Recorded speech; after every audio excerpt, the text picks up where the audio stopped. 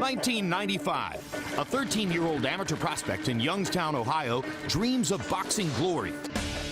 Just as a 30-year-old Philadelphia ex-con begins a decade-long stretch of domination as middleweight champion.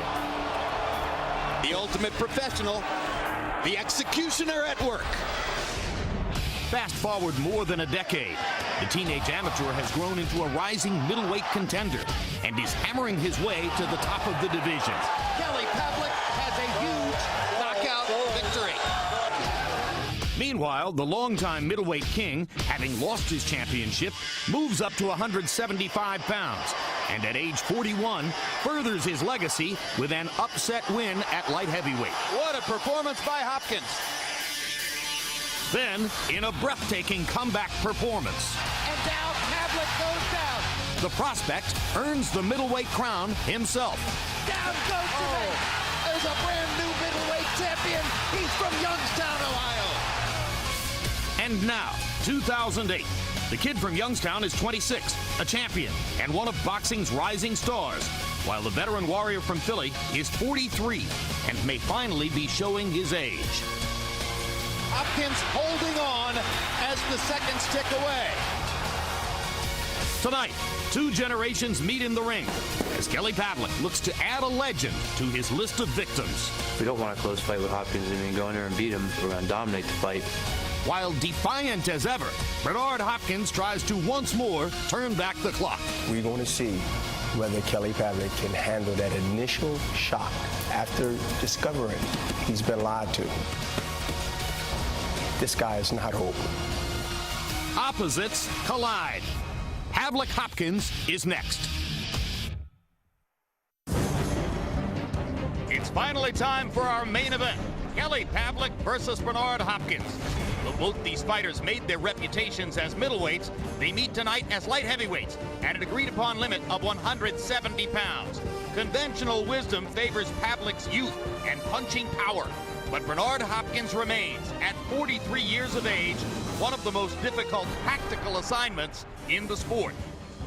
Kelly Pavlik versus Bernard Hopkins is being brought to you by Caesars Atlantic City, Corona Beer, Corona la Cerveza Más Fina, Affliction, and by HBO Pay-Per-View, the best in pay-per-view entertainment, brought to you by HBO.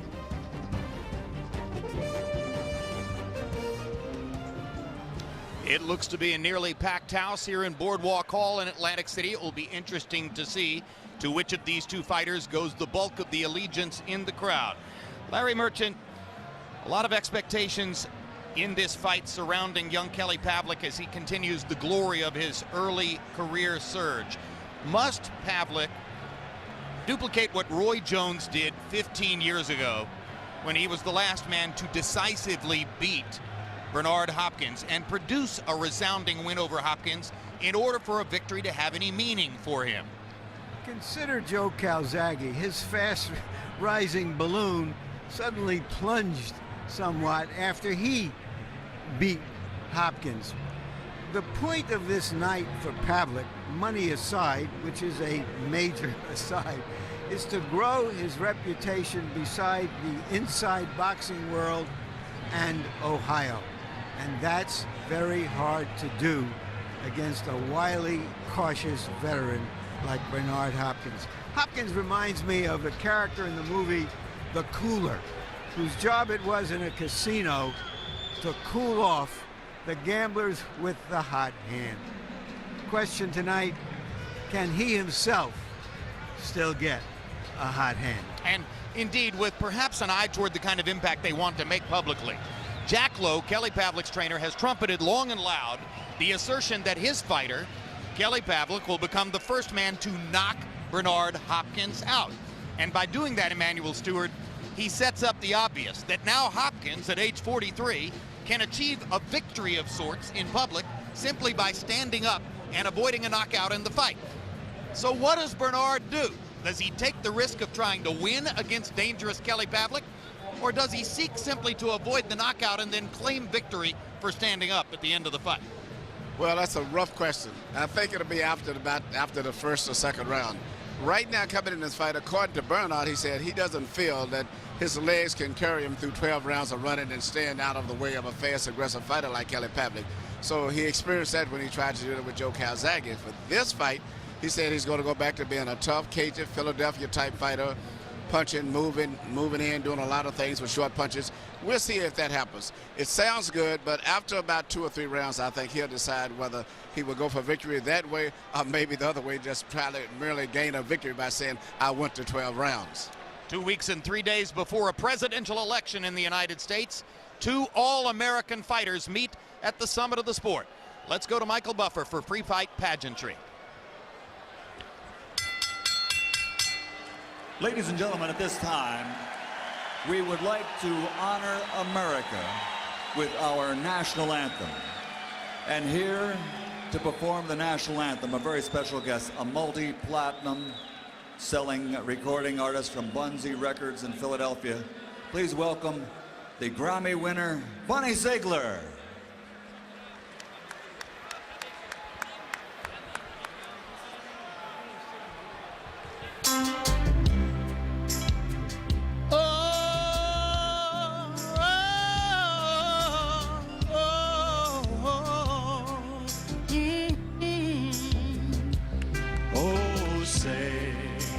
Can you see by the dawn's early light what so proudly we held at the twilight's last gleaming, whose broad stripes and bright stars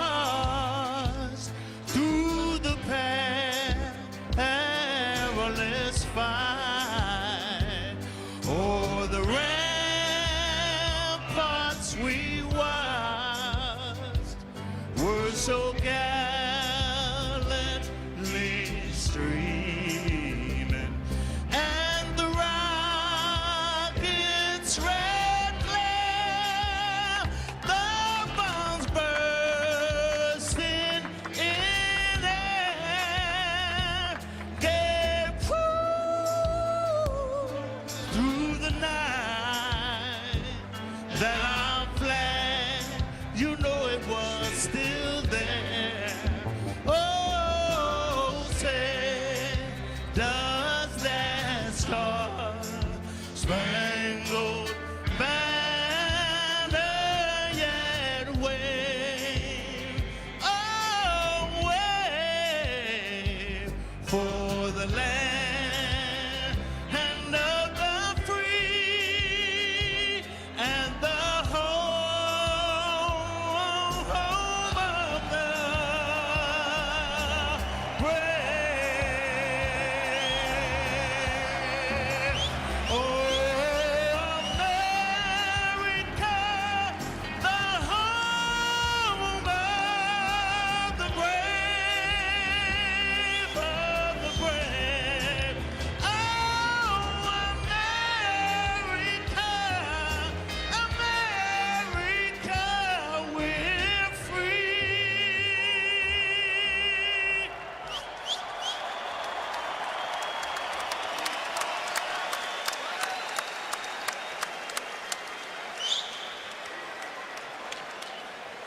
Bunny Ziegler lets the good times roll.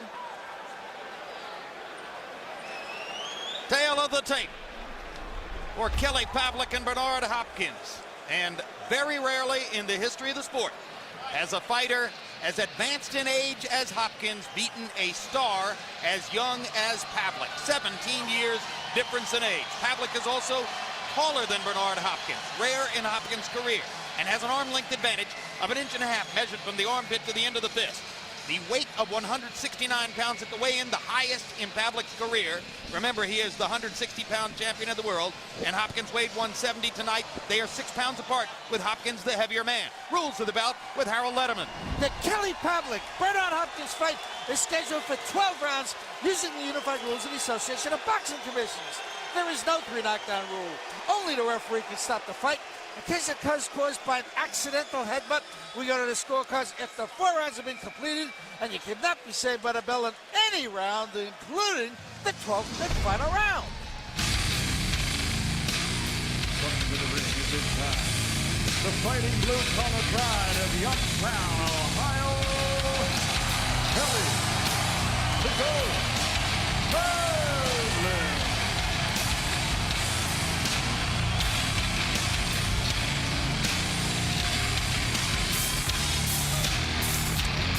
And the crowd response tells you, as was the case against Jermaine Taylor in September of 2007, as was the case against Gary Lockett earlier this year, Atlantic City is once again Youngstown East. But you know, it's a little different this time. For one of the few times, Bernard Hopkins is fighting really actually in his hometown, as compared to when Kelly Pavlik fought Jermaine Taylor here. So you're going to see him sharing a lot of the crowd's love tonight with Bernard Hopkins. It's going to be a little different than it was before. Even though here's a big crowd here, there's a lot of Bernard Hopkins people coming from Philadelphia. In a moment, we'll see.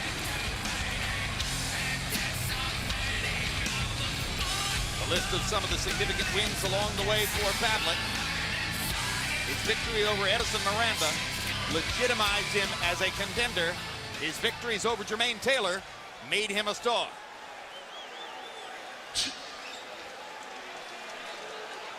Emmanuel Stewart, tell us about Kelly Pavlik's keys to victory. Kelly Pavlik's keys to victory is to apply continuous, relentless pressure, trying to set a pace that would be a little too much strenuous for Bernard, but all the time watching to make sure he's never off balance and out of position, because Bernard can be a tremendous sneaky counterpuncher, and you have to always be watching out for his counterpunches, particularly the short right hand. On the other hand, what must Bernard Hopkins do to beat Pavlik?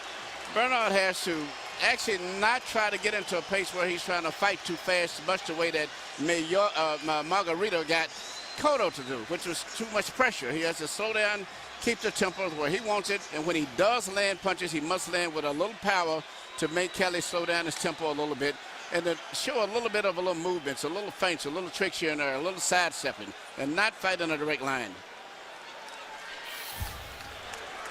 Now coming to the ring, the X Factor, the fighting pride of Philly Pinard, the executioner, Hopkins. Underneath the mask, Bernard Hopkins still looks like the lean and mean and hungry prize fighter he's always been. But what is underneath all of that? He did more cash talking than trash talking before this fight, talking about the money he can still make in the game. And you have to wonder if it's because somehow he's lost his fear, he's too satisfied with what he has, and whether he will be willing to put it all out there one more time at 43. Well, tonight he's fighting a fighter that's not going to permit him to get away with a lot of things that some of the other fighters have did, because Kelly's going to be consistently on him applying pressure and punching power. Hopkins says he is fighting, in effect, for back pay, but he's already rich. Kelly Pavlik is fighting for glory and greater reputation. Is money enough of a motivation to match up with the drive for pride that has brought Pavlik to the top?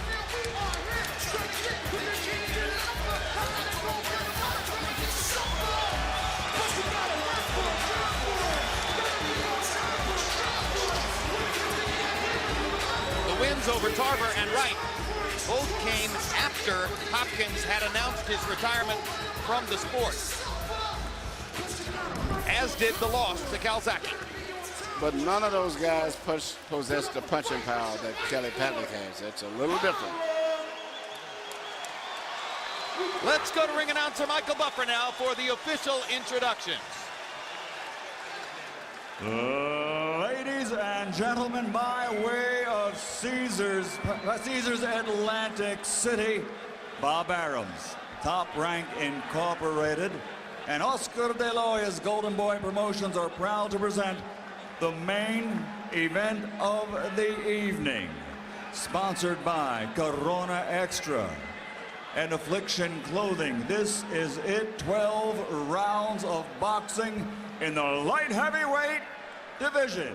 Sanctioned by the New Jersey State Athletic Control Board, Chairman Tony Orlando, Acting Commissioner Sylvester Kyler. At ringside, the 3 judges scoring this contest, should it go the distance, will be Barbara Perez, Alan Rubenstein, and Steve Weisfeld.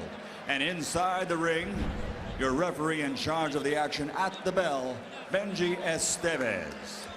And now, for the thousands in attendance and the millions watching around the world, ladies and gentlemen, let's get ready to rumble!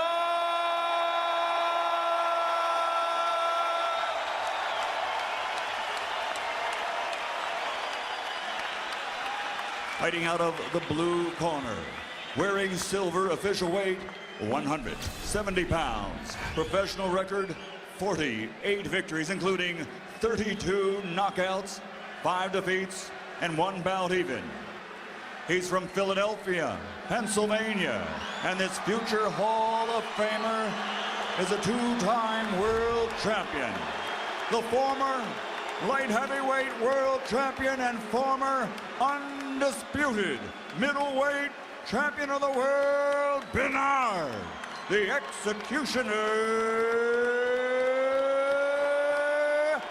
Hopkins.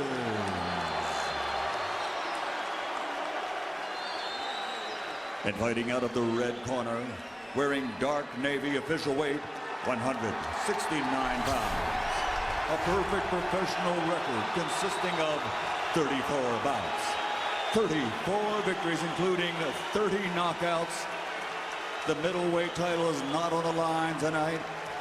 He is the fighting blue collar pride of Youngstown, Ohio, the undefeated middleweight champion of the world, Kelly the Ghost Pavlik.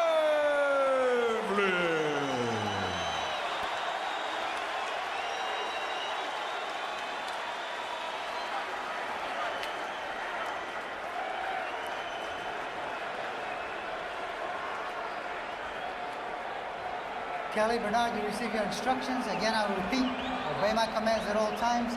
Keep it nice, clean, and professional. Touch them up. Good luck to both of you. Hopkins said this will be a fight between 2 construction workers fighting for a sandwich after a hard day's work. Will we get a roast beef sandwich or a bologna sandwich? You know what, Kelly's whole mindset of his entire camp is about knocking out Bernard. Who has never been knocked out. I've never saw him seriously hurt or knocked down even really serious. So he's got to have a little bit better respect for Bernard than what he has coming into this fight.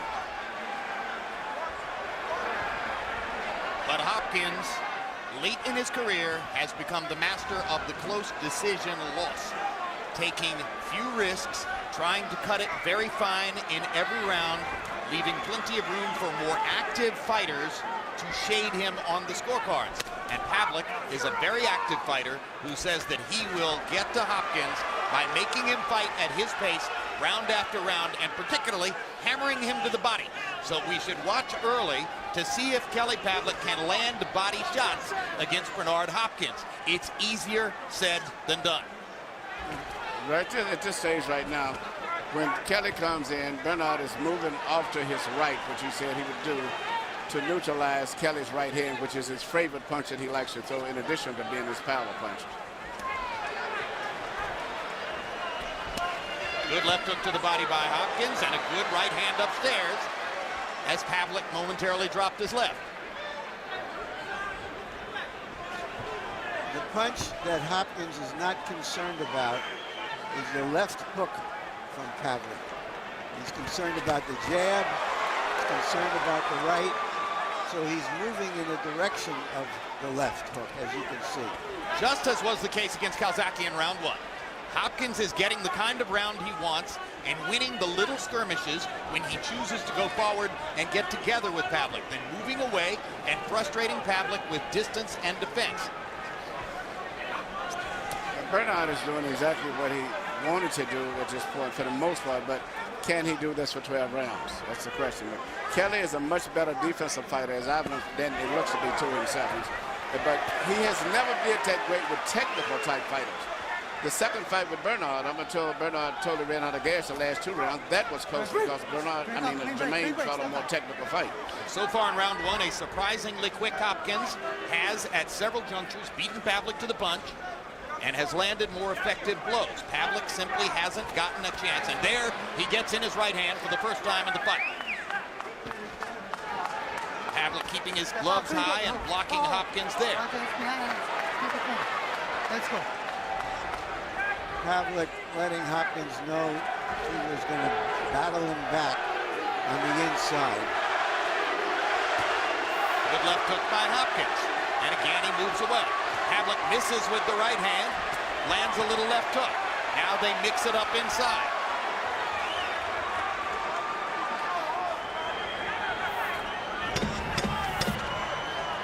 Now, if Bernard Hopkins could fight 12 rounds just like this, he'd be very happy. Well, he seems to be fighting to me with more determination than he did in the fight with Calzaghe. Maybe because he feels this cause is so close to home. Straight up. And he's more comfortable. Patience. Okay, baby, we got 11 more of these fucking things. You want that, huh? Don't worry about that. Don't worry about that. But you have to double that jab. Okay, you got to start doubling that jab. That'll put us in position. All right, Ben? Yep. Jab your way, no matter what. Yeah. When you see that, pop that chain for me, X. And stay away from them ropes. Keep that walk you're doing. You just stay off them ropes, baby, and everything else is smooth. Nice and relaxed, you in control. And right hand is there, just keep walking. Take your turn, drop that shot. We're gonna look for that right hook up underneath and that right hand over the top. But he giving it to us, he gonna come. See, but you got him confused with that turn he doing. He can't cross over. Keep setting the pace, baby. Keep walking. Naseem Richardson's exactly right. Bernard Hopkins confused Kelly Pavlik with his footwork in round 1. Pavlik only got off 26 punches. He's a guy who wants to throw 65 or 70 of them. Hopkins was 8 out of 34 by CompuBox count, 6 of 26 for Pavlik. Pavlik only 2 of 15 jabs. And you heard Jack Lowe saying you've got to double your jabs. Don't throw one at a time. Benji Esteves makes Naseem Richardson take some of the grease off of Bernard Hopkins' face as round 2 begins.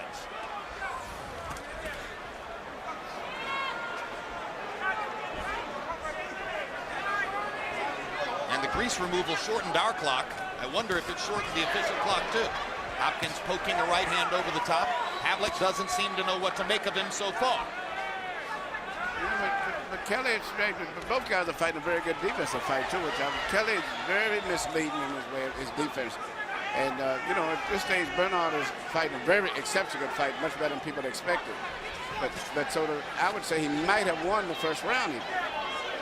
But he did win the first. Good left hook by Hopkins there. And so far, it's within the second round. Hopkins able to throw 2 punches at a time. Pavlik so far has been pretty much relegated to 1 punch at a time. And again, just as the case in round 1, Hopkins with his better footwork is beating Pavlik to the punch and then moving to spots where Pavlik can't find him. Pavlik is a straight-ahead fighter, unlike Calzaghe, and so Hopkins can try his movement and try to get good angles, which is what he's doing as he does that.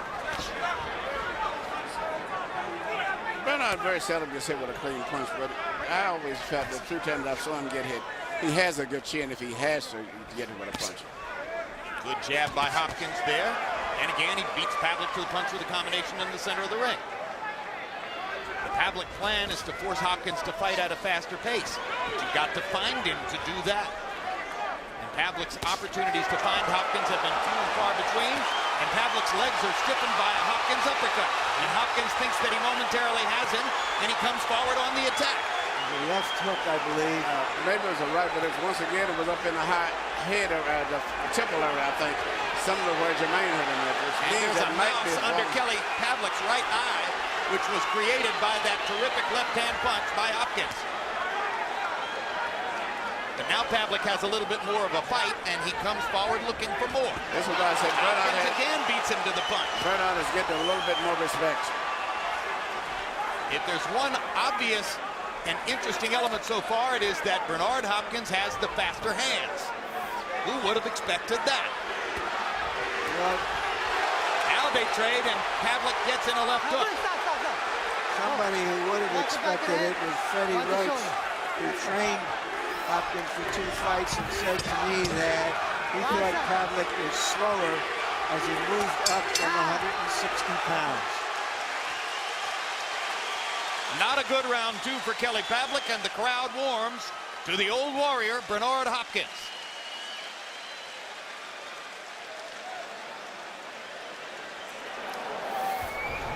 Listen, Kel, you ain't working. You're not doubling your jab. Okay. You ain't working on anything we worked with. You understand? Please, you got to work this kid. You got to double your jab. All he's doing is pot shot you with 1 or 2 shots. Now you got to keep working. Double your damn jab, throw you right. Here you see Bernard land a left hook where he made the body motion as if he was going to throw a jab, and landed a great left hook right up in the high area of the head, and comes back with a left punch right up between the gloves. That's the punch I think that did damage to Kelly's right eye. You've heard of happy endings. This has been a happy beginning for Bernard Hopkins. In a terrific round 2, Hopkins, by CompuBox count, landed 15 out of 45, including 11 out of 23 power shots. Pavlik only 6 out of 34. Bernard Hopkins, to my eyes at least, has clearly won the first 2 rounds. Harold Letterman has given them to Hopkins as well. In the second round, Pavlik seemed momentarily staggered by Hopkins' left hook. And you heard Jack Lowe very urgently between rounds saying to Kelly Pavlik, you've got to double your jab, you've got to be more active, you've got to fight. Pavlik's jab has been more or less neutralized by Hopkins. But if you look at Kelly's legs, he's a little clumsy with his legs, and that's what Bernard has taken advantage of by giving him movement, something that most of his other opponents have not given him. And giving Pavlik the business a little bit there as their right arms were locked. He was whacking Pavlik with his left hand, showing some of those old school skills for which Hopkins has been known for so long. What he's doing mainly is cutting down on the punch output of Pavlik. Exactly, and that's correct. And that's been one of his strongest points, and what Hopkins has always done so well is to cool off an opponent's strongest virtues. Good left hook up between the gloves by Hopkins. Rips Pavlik with his left hook again. Right hand by Hopkins. Faster hands for Hopkins are bedeviling Kelly Pavlik.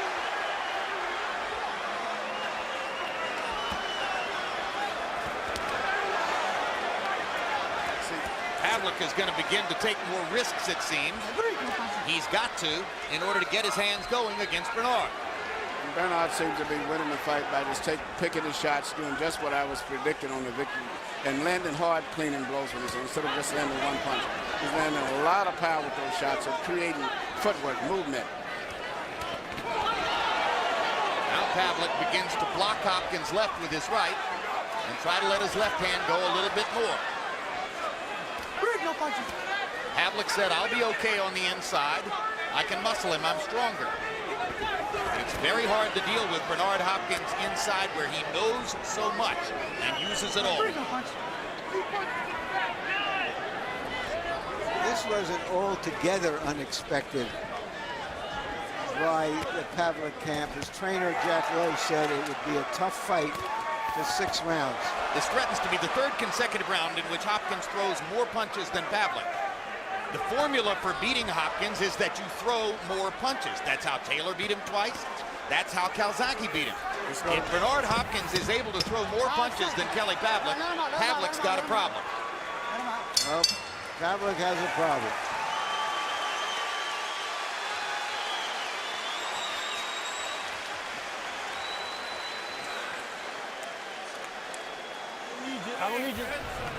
I don't need you going gun-ho. I want you jumping at him, X. I want you taking your time. Doing this thing with no effort, baby. That's the key. All right. Taking that walk. Take that walk down the center. Keep working behind that jab. All right, baby, hold on there. Keep that jab. Keep that jab and use that feint off him. You see that up shot that's there. He don't know about this, man. He don't know about that now.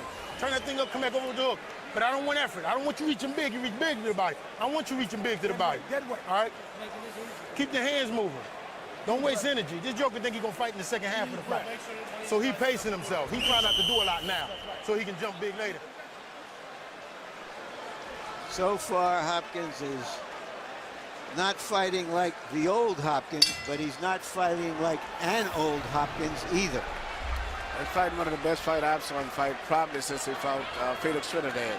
Beating Pavlik to the punch. Harold Letterman, how'd you score the first three? Okay, Jim, 3-0. 30-27, Bernard Hopkins. I think it's amazing. I got to tell you, Jim, listen, I think the key to this fight so far is Bernard Hopkins gets off first every time. He throws the first punch. He's effective with the left hand. He's effective with the right hand. I mean, he's hurt the guy in a couple of times. He staggered him in the second round. I think the key is he's just throwing that first punch, keeping Kelly Pavlik on the defensive. 3-0 based on clean punching, Bernard Hopkins. When is the last time you saw Bernard Hopkins after the end of 4 rounds be ahead on points? Even in beating when he beat De La Hoya, Tarver here 2 years ago. And that was about it. But other than most of his fights, he doesn't fight too much early. De La Hoya was ahead, I think. Most of those guys after the first 4 rounds. This is very unusual for him. This is very much like the Tarver fight in the sense that he has come in as the underdog and has taken the wind out of a bigger opponent's sails, a taller opponent's sails at least, early in the fight. Well, right now you see Kelly starting to exert his pressure and his physical size and his youth. Hopkins hitting Pavlik on the hip. Pavlik tried to hit Hopkins back on the hip, away from Benji Esteves as they were wrestling. Pavlik is getting into a little bit more of a rhythm, taking a few more risks, trying to throw more punches. But he seems to be having an effect on his time, Bernard, now. But for the first time I can see him making Bernard fight at his tempo that he wants to fight. Well, that's the obvious question. We saw how Bernard Hopkins fought the first 3 rounds. Can he do that for 12 at age 43? And now Hopkins moves laterally and once again confuses Pavlik and beats him to the punch and lands a right hand inside. Hopkins is having fun in there. It's no fun for Pavlik so far. Good left hand by Hopkins as he moves away. Pavlik pressuring, hasn't landed anything big.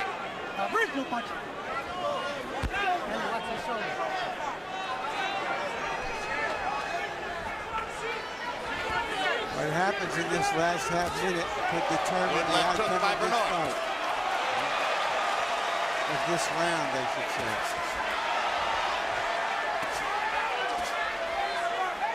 All right, hold on. Got it, that's the back of the head now. Come on now.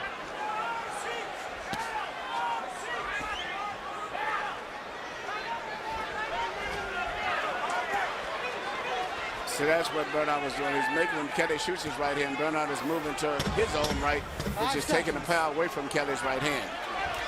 Well, Bernard Hopkins' big line leading up to the fight is, what is Kelly going to do? And he reacts to the initial shock of discovering that he's not in against an old fighter. The shock is there. How now does Pavlik react?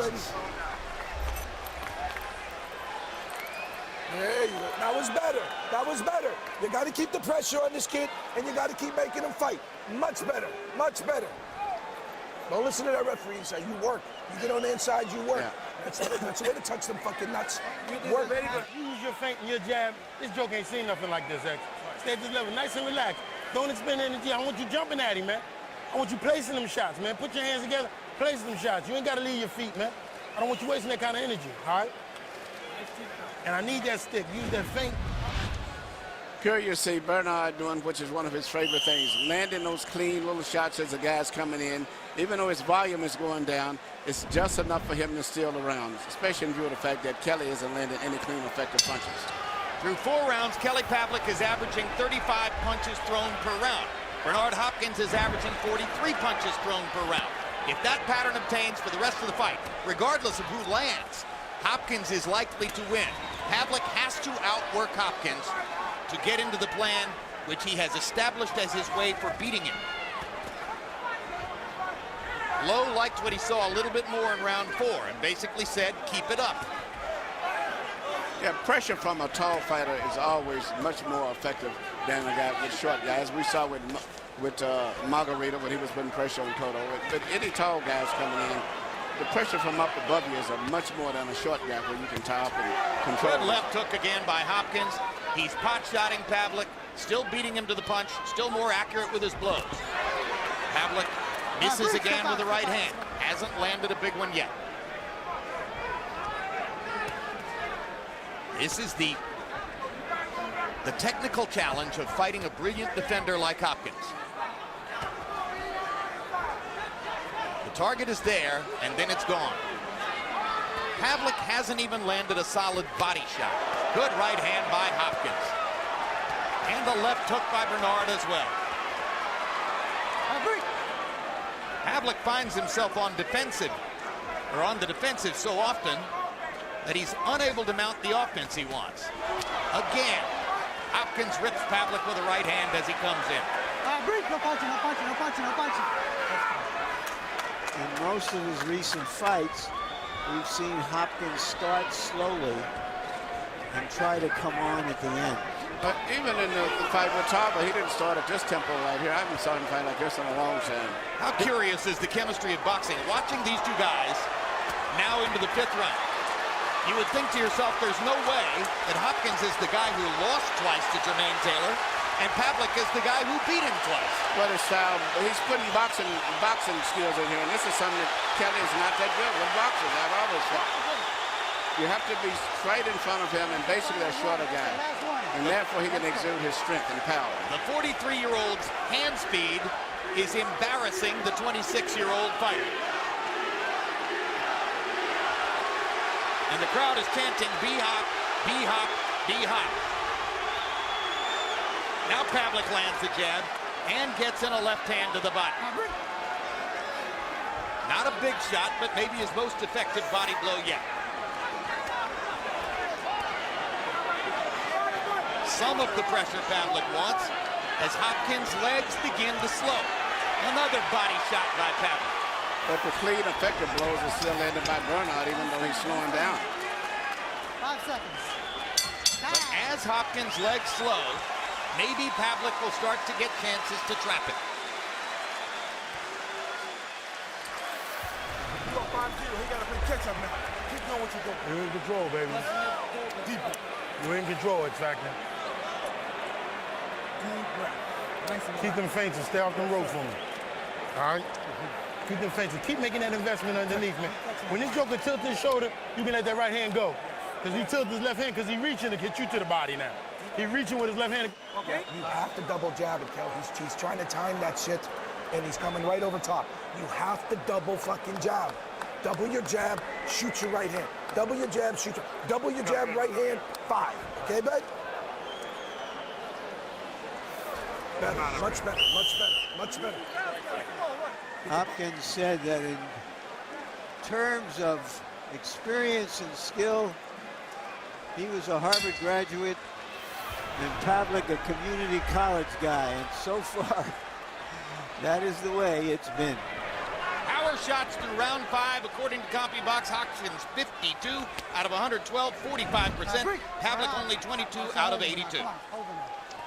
Harold Letterman has seen Bernard Hopkins winning all 5 rounds. Pavlik hammers Hopkins with a right hand to the body and then pushes him back into the ropes. Hopkins' legs are beginning to slow. You know, even though Kelly is known as a puncher, he's not what we in boxing call a real just one-punch knockout guy. Most of his knockouts came from accumulation of wearing guys down. So if he gets ridiculously behind, he's going to have a real problem with Bernard because Kelly is a good puncher, but not a one-punch puncher. Well, he's behind. And the guy who's been accumulating punishment here is Hopkins, but there's a good left hook to the body. And now let me say it again. Maybe that was Pavlik's best body shot so far.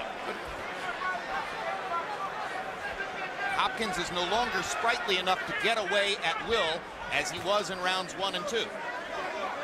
And now the slower-footed Pavlik begins to move in. But his defensive skills, even in close range, is always he's rolling and angling, where it's very difficult for Kelly to land a really solid, clean blow, even though he's slowing down. And you know what we must remember now, Kelly himself has only went over 10 rounds once, and that was in the second Jermaine Taylor fight. Only gone over 9 rounds. Yeah, only 9 rounds, so that's the difference right there. And So Hopkins has gone over 9 rounds 24 times, a fact of which Bernard is acutely aware. and if they both get tired, Bernard may have those natural experience instincts that will carry him through in the later rounds, where Kelly may not have that working for him. Bernard Hopkins' most uplifting campaign statement in his meeting with us yesterday was, "When I beat Kelly Pavlik, I'll bring hope to the hopeless, and I'll show that injustice can be reversed in America." If there's been injustice, he's reversing it so far. Hopkins has a grandiose idea of what his place is in America. We should all be so proud of ourselves.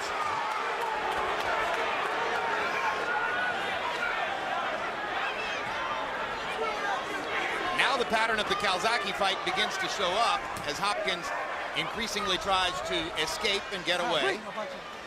But Pavlik tries to chase him down, but Kelly's not throwing punches the way Calzaghe did. Calzaghe has a rhythm. He's very nimble, very agile. He's very flexible. Doesn't have the power, but much more difficult to time, much better speed. And Kelly is a little, we call gangly. Still, he's a big kid, but he's very gangly with his rhythm and his movement. And as many solid shots as Hopkins managed to land against Calzaghe, I think he's already landed more against Pavlik than he did in 12 rounds against Joe.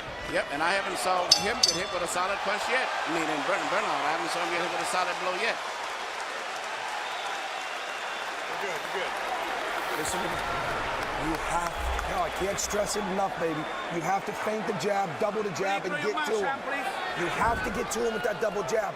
All he's trying to do is time. He's just trying to counter punch you. You have to double the fucking jab. Come on. Make your investment, X. This motherfucker's feeling. He's down 6-0. He gotta play catch up. He gonna try to pick up. Let him get desperate. He gonna start running in now, X. You can stick your jab right to the center of the chest and stop him. Because he gonna start running in now. He's desperate now. He gonna start running in. This is the half he think he can pick up on you. Keep your investment. Double that jab up, stick it to the body. Put that razor blade right down the middle of his stomach, all right? The good news for Pavlik so far is that no matter what the outcome of this fight is, he'll still be the middleweight champion of the world. Harold Letterman in Hopkins' corner, they think they've won the first 6 rounds. How do you see it? I think he won the first 6 rounds also. 6-0, 60-54, Bernard Hopkins. You know, Jim, if I'm right, Kelly Pavlik can't win this fight without knocking him down. I mean, you know, if it goes the distance, he's up 6 points already. He has got to start picking up the pace. Hopkins winning the fight because he's landing a harder, cleaner, better, more effective shots. I mean, he's slowed up noticeably rounds 5 and 6, but even still, he's gotten in that real good right hand to win each of those 2 rounds. 6-0, Hopkins. I have it 5-1. I gave the last round to Pavlik. Well, by CompuBox numbers, last round was the first in which Pavlik out-threw and outlanded Hopkins. If you wondered why he raised his fist at the end, he's starting to get more of a tempo that he likes. He threw 50 punches in that round and landed 17 to 13 of 41 for Bernard. And Bernard clearly is trying to move away more often, though still standing his ground and hitting Pavlik from time to time, as you saw there. But one thing, if Kelly gets tired himself, he's got a major problem because he doesn't have the experience to fight off of fatigue, and he's going to be hit much easier. He's coming in, he looks still like he has a lot of energy, but not landing any clean punches. And what he isn't able to do, which Jack Lowe has pressed him for over and over again, is to double jab and feint and try to throw Hopkins off. That's not working. Increasingly, it looks as though he's just going to have to throw caution to the wind and go at Bernard and bull him to the ropes and try to trap him. I even know Kelly, he seems like he's getting a little fatigued himself now. He's going forward, but still seems to be very careless, making a lot of mistakes. And Bernard is studying it. I can see in his eyes, he's studying to realize that this guy's slowing down a lot.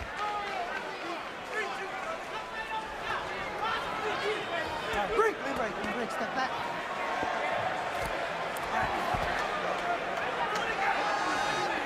Pavlik thought of throwing a low blow.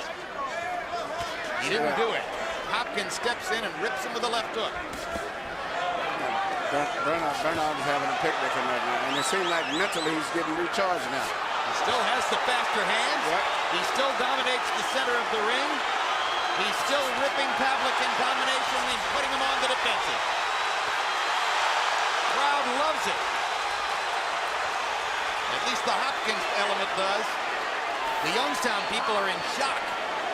Well, I think Kelly came in strictly just going for knockouts, and there's no respect for Bernard. And Bernard is fighting maybe the best fight he's fought in his life to some degree. Even the Trinidad fight, he didn't do much until later on.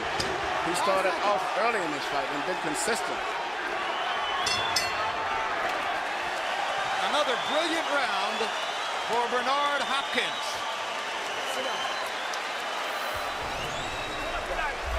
Listen, you gotta bend your fucking knees. What's that? Listen to me, man. You gotta work, Kel. You gotta work. I know, Kel. I know. You gotta double the jab. You have to work, baby. You're getting too close to him. You're letting him get off the punches. You're letting him get off the punches, and then you're too close to do anything. Keep him on a double jab. Keep him at your distance. Don't let this... His stomach, and then the right hand will be there. I'm telling you, he's gonna walk the all right hook. Okay. All night long, your fight. Just effort. Just take that effort out. I don't want you reaching and jumping. We don't need that.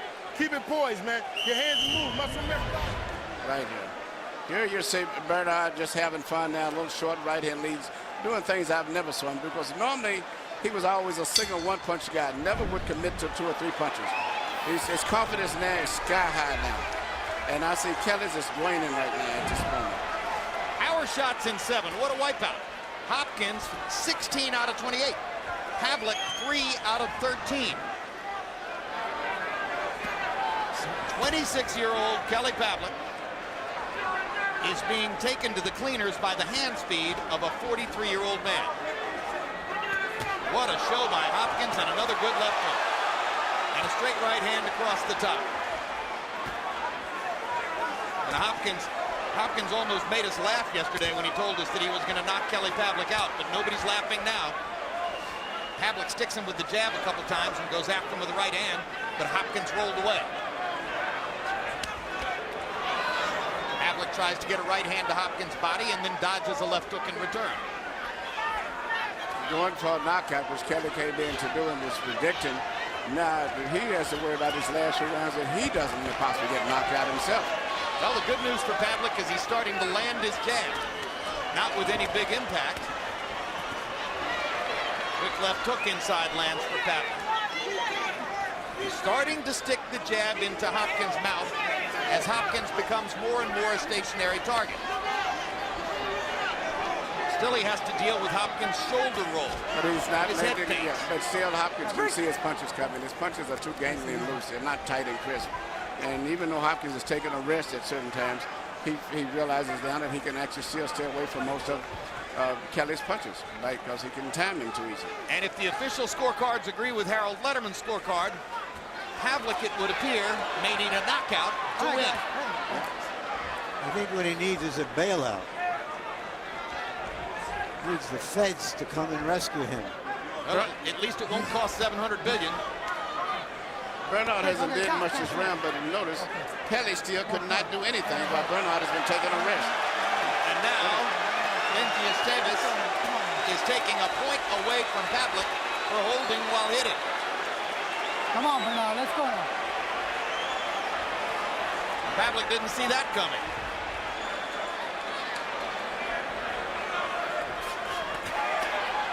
So just for good measure, as if it isn't enough for Hopkins to have won every round, now he gets an extra point on the scorecards. His hand speed is too fast, even at 43. I've very seldom, at least I've never saw a fighter 17 years disparity in age and still see this fighter fighting this type of a fight. Yeah. Most fighters, when you get those gaps like that, the younger guy wins, but only probably, say, with George Foreman. But George had lost every round until he scored that one punch. But talking about Foreman knocking out Michael Moore, but this is something totally unexpected, especially with that 17-year age gap.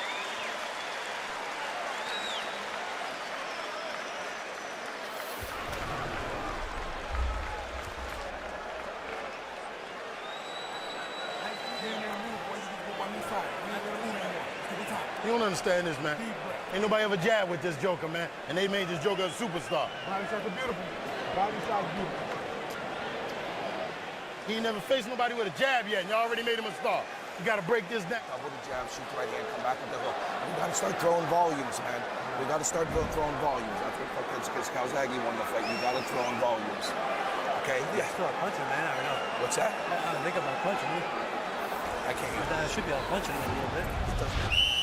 Here you see, which was considered and called a foul, and the point was taken. Kelly lands a punch in the back of the head. And I don't think it was so much just from that one. I think throughout the fight he's been doing that. At least Bernard has been bringing it to the attention to the referee. So it was finally this accumulation of the referee making a decision to just take a point away. CompuBox averages through the 8th round. Hopkins 13 out of 44. Pavlik 9 out of 38. We said in the first couple of rounds, if Bernard Hopkins could continue to throw more punches than Kelly Pavlik, Pavlik would have a big problem. That problem has continued throughout the fight. The way to beat Bernard Hopkins is to outwork him, outvolume him, and Pavlik hasn't been able to do it. Hopkins is also more accurate, more effective, has landed the solider blows, has beaten Pavlik to the punch, has had better footwork, and didn't lose a point for hitting behind the head. Other than that, Kelly's in pretty good shape.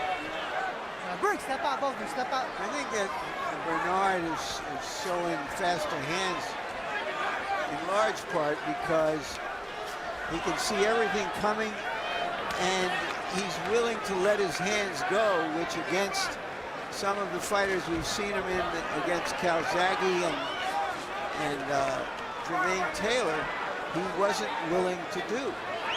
You're right, Larry. And, you know, Kelly is still doing what he's the best he can do, but he's never given up. He's still shooting, and he still has pretty fair punching power. And you never know what can happen as the fight goes on. But right now, it's all Bernard.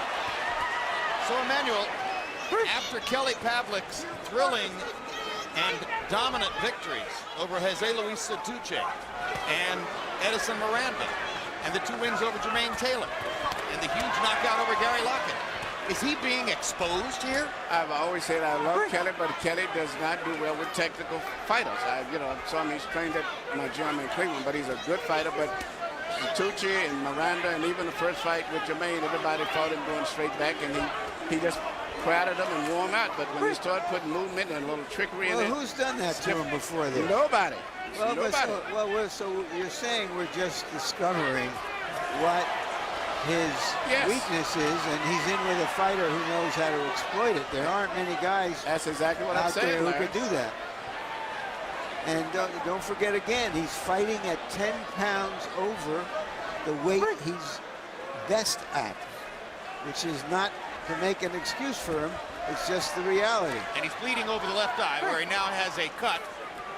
You know, probably from the product of a Hopkins right hand. At 160, he's bigger and stronger than most of the fighters he's fighting. Absolutely, and he's been very physical with those guys, too. And why really did he take this fight? He couldn't get a title defense with Arthur Abraham because Abraham chose to keep his belt by fighting a European mandatory defense against Raul Marquez of the United States. He chose not to fight Paul Williams because he wasn't sure he'd get credit. And now 1 point is deducted from Hopkins for holding by Benji Esteves. Pavlik didn't think he'd get credit for beating Paul Williams because Williams is a welterweight. I think they got even round at best. greedy. Because you won the round. He's 26 years old. There was no reason for them to have to fight Hopkins because even if you beat him, you're not going to look that good. being here with Jermaine is some nonsense, man. This kid's used to taking an ass whooping, so you got to keep chopping. All right? Because he learned how to fight by taking ass whoopings coming up. So that ain't nothing new to him. Okay. Right here you see Bernard, which just grabbed the clinch with Pavlik, and the referee takes a point from this right here. And I don't think it was definitely nothing. It wasn't even really a strong clinch. I think the referee was just trying to balance out taking a point away from Kelly Pavlik. And he was looking for any excuse to do that so he won't be criticized. I want to go back to what I was saying. I've thought all along that at 26 years old, there was no reason for him to have to pick this fight because it was more money than fighting some contender. They went for the money. 100%. Harold, how do you have it through 9? Look at you. 8 rounds to 1, 88 81, Bernard Hopkins. You know, I got to say something about Benji Esteves. Number one, he should have never taken that point for the rabbit punch because he never won Kelly Pavlik. I mean, you got to win a guy 3 times before you take a point, and that's all there is to it. Then he goes and he takes a point from Hopkins for holding, and he never won Hopkins. I mean, give me a break, guys. I'm sick of watching referees in this fight when I want to watch the fight. Be as it may, Bernard Hopkins still landing the cleaner, harder shots. I thought Kelly Pavlik did do enough to edge him out in round number 9, but be as it may, 8-1, Hopkins based on clean punching. We're into the last 3 rounds of the fight, and unbeaten Kelly Pavlik, 34-0, 30 knockouts, middleweight champion of the world, is in a desperate situation against 43-year-old Bernard Hopkins, who retired from the sport 2 years ago after beating Antonio Tarver here and then came back, and is looking for his 2nd win in 3 fights since that retirement.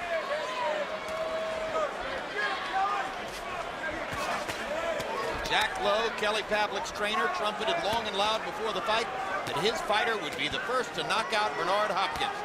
Now he needs to be the first to knock out Bernard Hopkins to have a chance to score a win by which, or for which he was favored in betting odds by 4-1. Pavlik landed a pretty good right hand, and Hopkins walked right through it. And he returned 2 punches right back. I mean, immediately, right away before you could even put the scores, they say, in the computer. Bernard returned and counted right back. So, to me, he's winning this round, and I thought he won the last round, too, still. I ever saw a clear round that Kelly's won. I think he did maybe better in the last round than before, but I don't think he's won a round because he hasn't landed any clean, effective punches to me. And incidentally, the plan was to attack Hopkins' body. The right hand that Hopkins just landed to the body was probably a better shot than anything Pavlik has landed to Hopkins' ribcage all night long. Which says a lot about what he's done in this fight.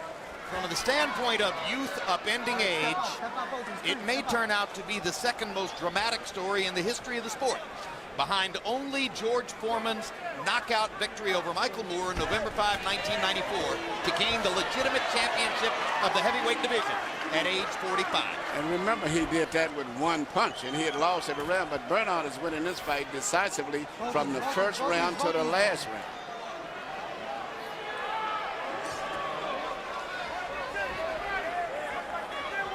Which, of course, will make Hopkins, if this holds up, the logical opponent for the winner of Calzaghe-Jones. Well, if Calzaghe wins that fight, I don't think he's going to fight Hopkins. There's no real need for that. I think what he has to hope is that Jones wins, and that becomes a fight that people have wanted to see for a decade. Breathe through your mouth, eh?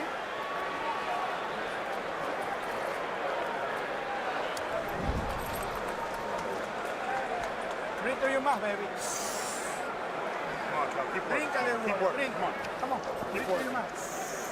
Breathe through your mouth. You all right, man? Yeah, all right. Hey, baby, got to try to get off. This is 11 2 coming. more rounds, baby. This is 11 and 12 coming. All right, baby, we got 2 more rounds. Come on. You got to pick it up. You got to work, man. You got to work. I know, baby. I'm trying to think of everything. I understand, baby. I understand that. 2 seconds. Let's go. What you wonder, Emmanuel, is if Hopkins is creating the template for future fighters to try to fight Pavlik. Yes, when he gets back to the middleweight division. Right, and it's just fortunate there's nobody there, but the young group is coming up. He's going to have problems after this fight. Oh, I don't think it's true there's nobody there. Arthur Abraham is a very good fighter with a brilliant left hook who could very well give Pavlik the same kinds of problems that Hopkins is giving him. That's one fight. I was just thinking about as a division as a whole, but you're right. You know, they have to give Bernard, not just him, but his corner. He's a great experience there for people there. He's got Leon Tabbs there, naturally spoken about, Nassim Richardson, John David Jackson, former world champion, one of my fighters, and Danny Davis, his main buddy who stays with him all the time. But that's a lot of brains and craftiness in the corner. Yes, but Bernard Hopkins said yesterday in talking about his corner, he said, I'm like the president and they're my cabinet. And I totally agree that that's the way that camp is run. And a lot of experience there. Then you look at Jack Lowe is doing everything he can, and he is really like the force man, that corner. And then Kelly's a very intelligent guy himself, as we have found out. Oh, it's a good corner. They've done well. They've been outgunned by things they didn't expect tonight. They didn't foresee that Hopkins' speed and precision could so put them on the defensive. And Hopkins hasn't had to resort to a lot of the con artist stuff he would do, a lot of the chippy stuff on the inside, hitting where the referee couldn't see. He's fought a clean fight in every way. Very smart, picking his punches. Now he's trying to stay inside the smother character, just take off the clock, so to say, by smother with his short punches. Because he figured Kelly has to have a little loop room, so now he's changing strategies now. And from the opening bell of round one, Hopkins has fought to win. There hasn't been a moment in the fight in which he's been fighting not to get knocked out or fighting just to stay in the fight. He's been fighting to win all the way. And that's because Pavlik has never given him a reason not to. Correct. You know, as long as it was working, just keep on doing it. Until something comes back that makes you do something else.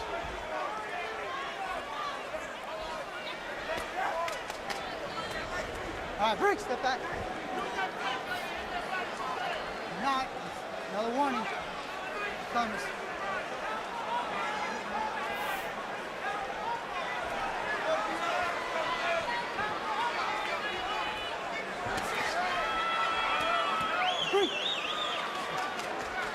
It's a fight Kelly Pavlik didn't have to take.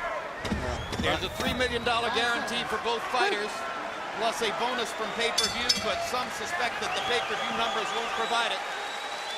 Cold comfort for Pavlik, the money that comes from this.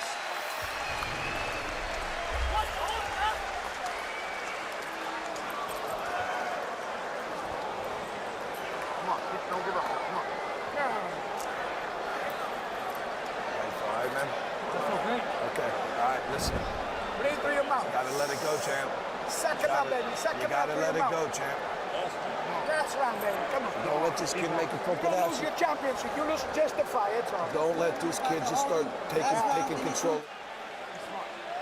Come on, look at my desperate. He's smart. But stay with your boxing. Stay turning with that small real estate.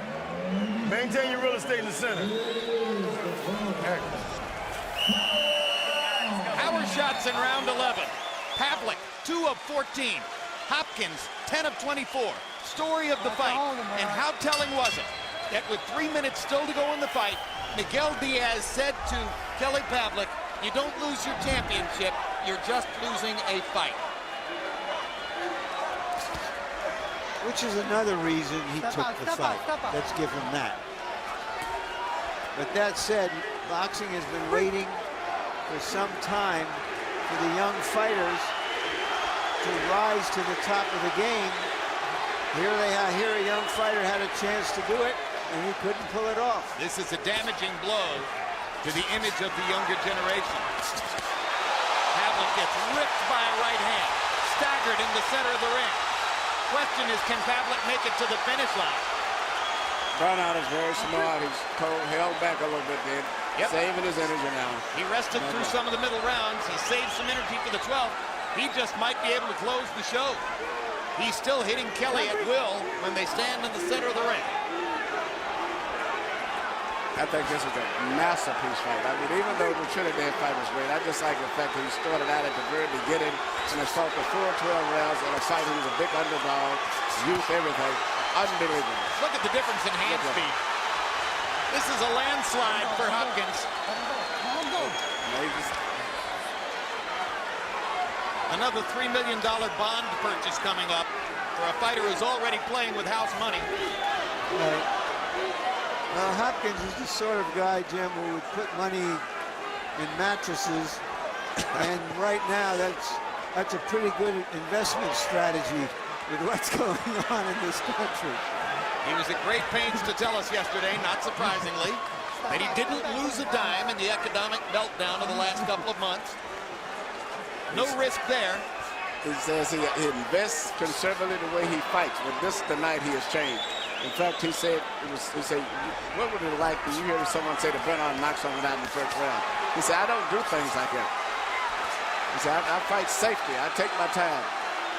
Pavlik's face is bloodied. and his reputation is in shambles at this moment. As Bernard Hopkins cruises down the stretch of what should turn out to be an easy win. Yeah, he went out of his character for this fight.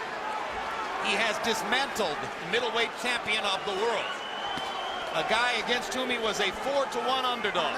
A guy whose trainer insisted that his fighter would be the first ever to knock Bernard Hopkins out. Knock him out, he barely found him.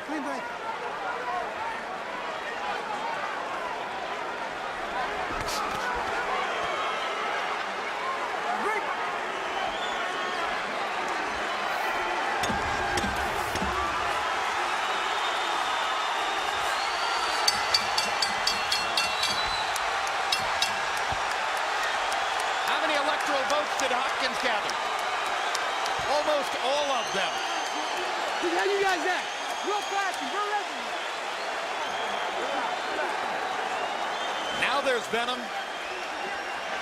as Hopkins celebrated a little too much.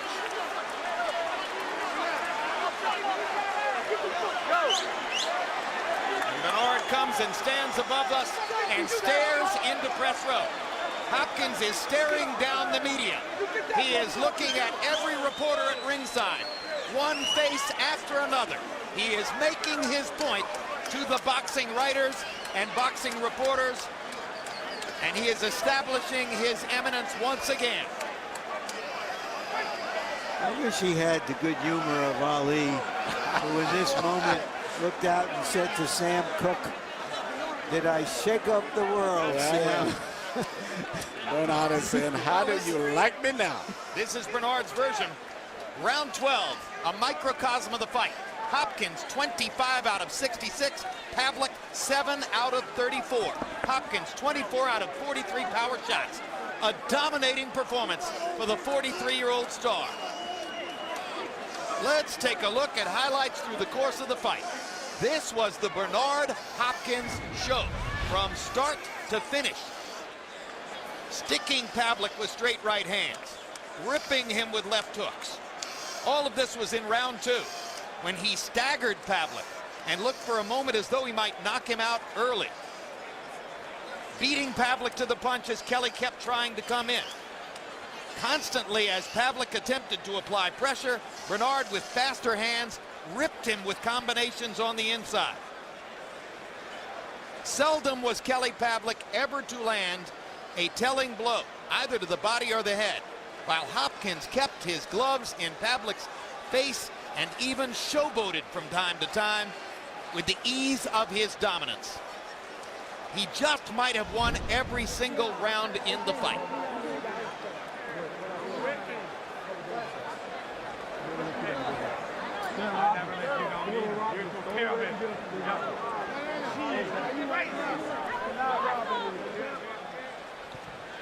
Let's go to Michael Buffer for the official particulars on this decision. Ladies and gentlemen, we go to the scorecards. Alan Bernstein scores at 119, 106. Steve Weisfeld, 118, 108. Barbara Perez, 117, 109. As we turn the page to another chapter of a boxing legend from Philadelphia, Pennsylvania,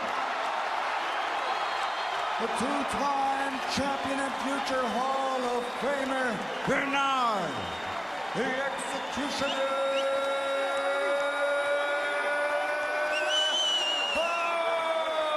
Hopkins.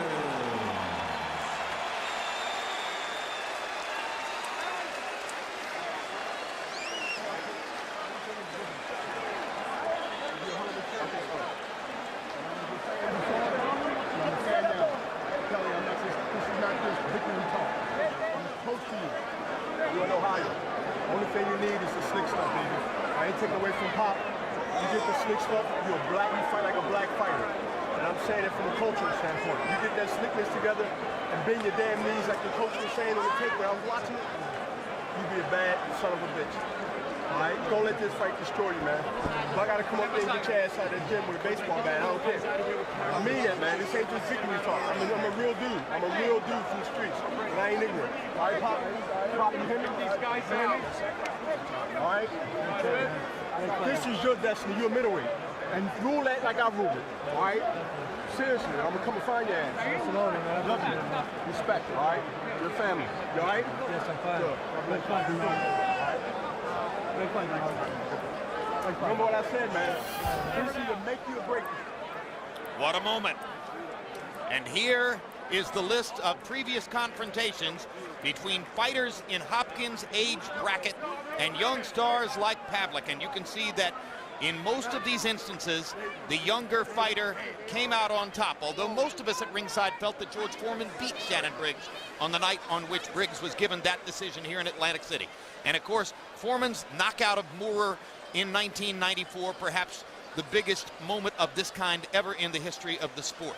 Eric Morales beat Daniel Zaragoza when there were 18 years difference in their age. Floyd Patterson knocked out Archie Moore when there were 18 years difference in their age. And tonight, Bernard Hopkins, 17 years the senior of Kelly Pavlik, dominates him completely over 12 full rounds in Atlantic City to put his own imprint on boxing history once again.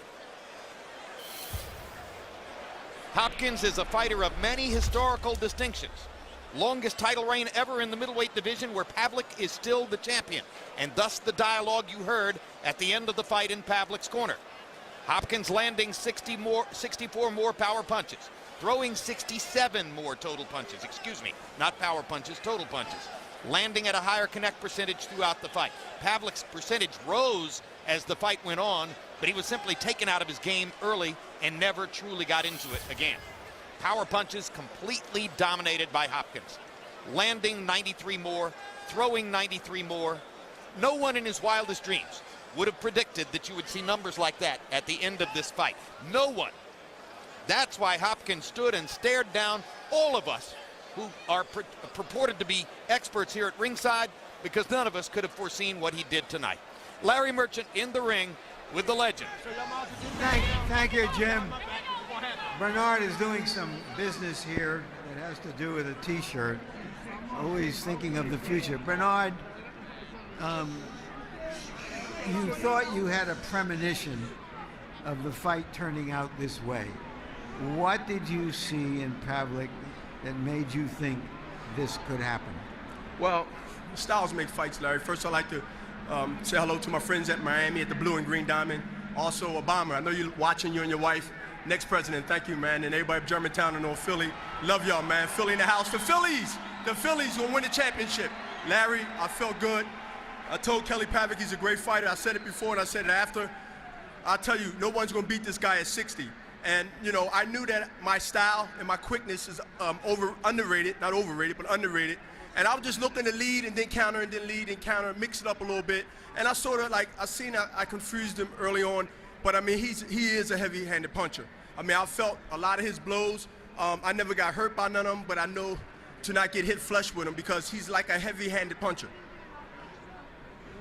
Where did the energy come? Affliction, baby, affliction. Where did the energy come to sustain this after the last fight, when you looked so fatigued in the late rounds? Where did the energy come to sustain this for 12 rounds? 90% of the media, according to Richard Schaefer, had a poll that I would lose the fight, and a lot believed that I would get knocked out. You know, Larry, you mentioned in your early telecast leading up to this fight, wouldn't move Bernard Hopkins. Yes, I got talent, but it's the naysayers, Larry, and I need them. If I don't have them, Larry, I won't fight to my best ability. I don't know, it sounds crazy, but I need to have people against me. Not that I want it, but as long as I'm in this business of the hurt business, I gotta have it, Larry. Sometimes I pick fights, even with you. Were you trying to make even a bigger statement by stopping him in the late rounds? Yes, because, you know, Larry, I've been playing it safe because of my age, and I feel if I can win it in a driver's seat with the seatbelt on, then why not? But I know what the fans want. They pay me a lot of money to risk myself. You've been on me for years, and justifiably so. I want to pick it up. If I'm going to continue to box again, then another fight or another year, I haven't decided yet to talk to Oscar and Richard, but you're going to see me stepping it up. I promise you, Larry, whoever I fight now, I'm going for the knockout. I don't know what round, but I'm going to try at the end, and I want to display it tonight, and I think I came close to doing it, but he's tough, and I give Kelly Pavlik all the credit. His people from Youngstown, they got a great champion, and they shouldn't be upset at him. They should be proud of him. Does all this mean that you're rooting for Roy Jones to beat Calzaghe next month, setting up a fight that's been a decade overdue? Well, before you leave this earth and before Jim Lampley leave this earth and Emmanuel Stewart, that will be a dream fight for me. I'll fight Roy. I will go to England. I will go to England to fight the Welshmen, especially if their dollar is a little higher than ours in America. I will go to England. So either one of those guys, Larry, I'm willing to fight. But Roy would be huge. Don't everybody want to see me beat Roy Jones? Thank you, Bernard. Thank you, Larry. Thank HBO, Kerry Davis, Ross, and you. Thank you. And congratulations on a great fight. Kelly, it looked like you were having problems with him in the first round, and it never changed. You tell us why you couldn't deal with this old guy. First of all, he didn't fight like he was old. He had the movement and everything else, but, you know, I just couldn't get off tonight. I mean, with his movement, just, I don't know, like, I throw my jabs, my right hands, something was not ticking. I'm not making no excuses. The guy fought good, and he gave me a lesson. Could it have been the weight? There are observers in this game who thought that once you started putting on weight, you would not be as quick or as strong over bigger fighters. I don't know. That could be a possibility, Larry. I really don't know. I was gonna say I didn't feel like me in there tonight. I felt like a sub-novice fighter in there tonight. Just everything. I mean, I couldn't even move. When I tried to turn southpaw and flick my right hand out, 99% of fighters that works on tonight, I just couldn't get it going. What was the lesson you learned that you just referred to? Yeah, I can't get myself in shape. I mean, I wasn't a bit winded at all throughout that fight. I mean, not one time was I tired. Just a lesson of, you know, go back to the drawing board and work on fighters that have lateral movement or something, you know. Can you change your style, and why should you? Or is this just a unique circumstance against a special fighter? I think it was a unique circumstance against a special fighter. And another thing is, you know, we spar guys that are real fast and slick like that. And I don't have that problem. I don't know what it was tonight, Larry. Like I'm saying, it's not an excuse. I mean, guy went out there and he did what he had to do, but it just wasn't me. I couldn't get off the way I want to. Was there too much focus on your having to look good or dominate him or even knock him out? I don't know. I think it was looking good. I think I was worried about that, but, you know, as the fight goes on, you throw it out the window. Then when you're behind on the scorecards, you just start going for the rounds, you know. So that was tossed out the window after the third round. We just tried going in there and keeping the punch rate up, but like I said, I couldn't even get off. I mean, even on the inside when we were clenched, I didn't have the energy to punch. Will you be happy to return to 160? Yeah, definitely. We're definitely going back to 160. We have the titles there, but you know, I ain't done it to higher weight classes either. So, you know, that one, you guys know how I am and how I fight. You know, it was one loss in 35 fights against a lot of great fighters. I mean, who knows what the situation was, but that's only one loss. You know, a lot of these great time fighters have 5 or 6 losses. What do you think the reaction in Youngstown will be, where you've had such a great response and so much affection? I don't know. I mean, it's one loss.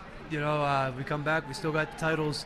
We'll see, though. You know, I have faith in them. They're great fans, best fans in the world, and, you know, we'll be back. This ain't nothing.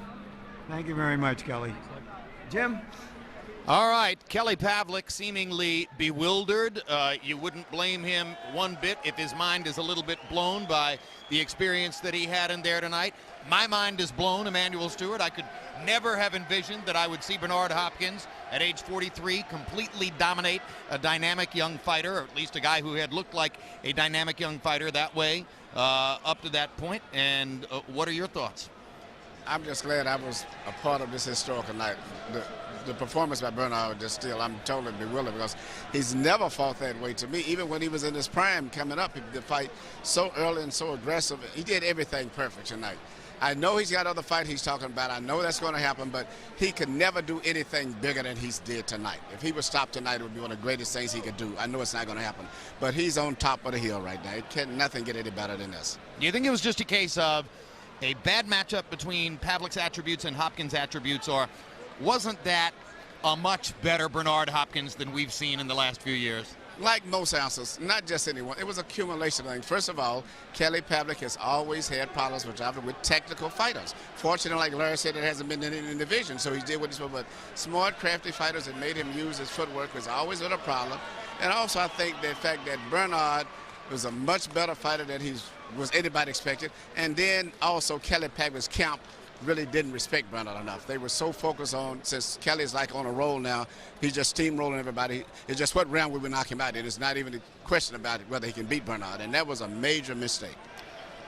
Pavlik seems unsure as to what is the lesson that he should have learned from this. I personally might suggest the lesson is don't go up 10 pounds in weight to take a fight that you don't need to take for much of any reason other than money. Larry? Well, it depends on I saw it as greed. I talked about the greed that you're just referring to, but Bernard Hopkins is greedy too. You know, he's greedy for more. He wants more victory, more fame, more adulation, more confirmation of just what he has achieved in the game. And of course, the money ain't bad either. He just bought a 17,000 square foot home on 5 acres. So he had the greed that he had turned out to be good. The greed that Kelly Pavlik and his advisors had, which was to try to put an old scalp on their belts, turned out to be very bad. Hopkins bought that home in foreclosure, of course, and his neighbor is Joe Biden. He sees himself as a president. He needs a vice president as a neighbor to live nearby. Here's the great news for all of us, frankly. This proves once again, as we've seen in so many sports, that the age limits are constantly expanding. 40 is the new 50, or however you want to put it. We shouldn't be as shocked as we might have been 8-10 years ago to see a 43-year-old guy do what Bernard Hopkins did tonight with modern conditioning, modern nutrition, the kinds of good habits and the gym rat mentality that Hopkins has brought to his whole career. He's not the only one who's capable of producing far beyond the limit at which we think it's possible. George Foreman proved that first. Hopkins proved it again tonight. Thanks very much for being with us on this live show from Atlantic City with historic outcome. Pavlik versus Hopkins has been brought to you by Caesars Atlantic City, Corona Beer, Corona La Cerveza Más Fina, Affliction, and by HBO Pay-Per-View, the best in pay-per-view entertainment, brought to you by HBO. We'd like to thank the following internet partners. And so for our entire crew, I'm Jim Lampley saying good night from Atlantic City.